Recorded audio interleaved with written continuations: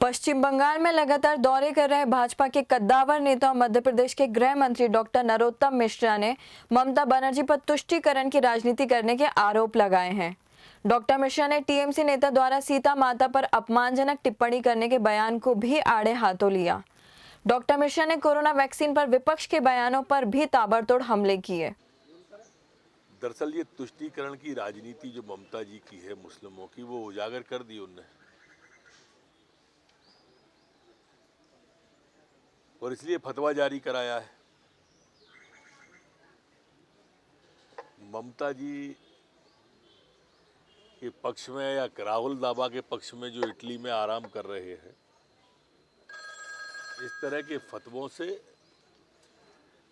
अब पश्चिम बंगाल प्रभावित होने वाला नहीं है।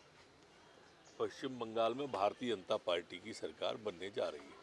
सर, बंगाल के एक सांसद है टीएमसी के कल्याण बनर्जी, सीता माता को लेकर अभद्र टिप्पणी की है उन्होंने। ये बहुसंख्यक हिंदू समाज का अपमान है जो कल्याण जी ने माता सीता के बारे में इस तरह की टिप्पणी की है। ये भी तुष्टीकरण का अंग है। एक वर्ग को संतुष्ट करने के लिए बहुसंख्यक हिंदू के देवताओं को, आराध्यों को अपमानित किया जाता है। अब ताड़का के पक्ष का कोई व्यक्ति होगा तो वो ऐसी टिप्पणी ही करेगा। सर, प्रधानमंत्री नरेंद्र मोदी आज सभी प्रदेश के मुख्यमंत्रियों से चर्चा करने जा रहे हैं कोविड को लेकर, कहाँ तक तैयारी। दरअसल वैज्ञानिकों को बधाई, माननीय प्रधानमंत्री जी को बधाई।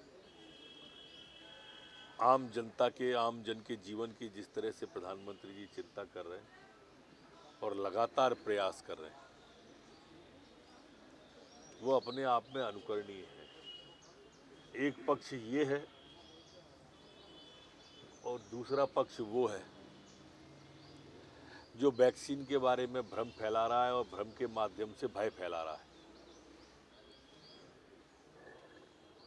क्या वैज्ञानिकों का जो 8 महीने से अपने घर नहीं गए और वैक्सीन तैयार की है, उस वैक्सीन की विश्वसनीयता और वैज्ञानिक की योग्यता इस बात से प्रमाणित हो जाती है कि 120 से अधिक देशों उसे की डिमांड कर रहे हैं।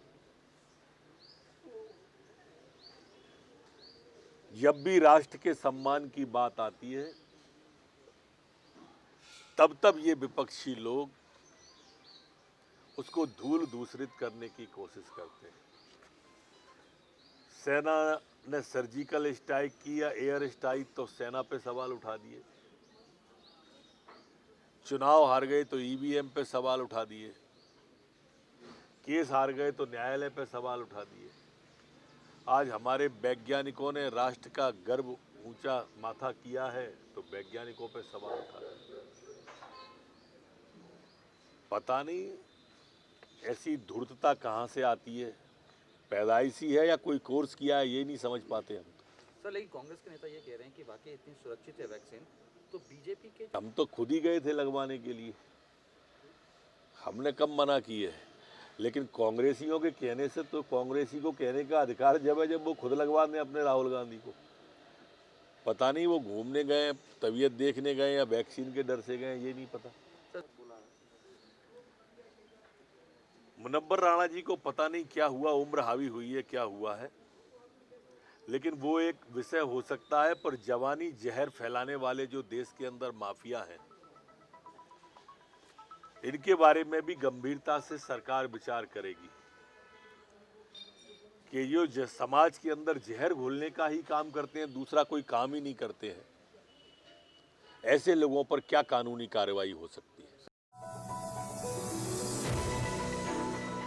अगर वीडियो पसंद आया तो इंडिया फर्स्ट न्यूज़ को लाइक करें, सब्सक्राइब करें और बेल आइकन को दबाकर आप अपडेट रह सकते हैं।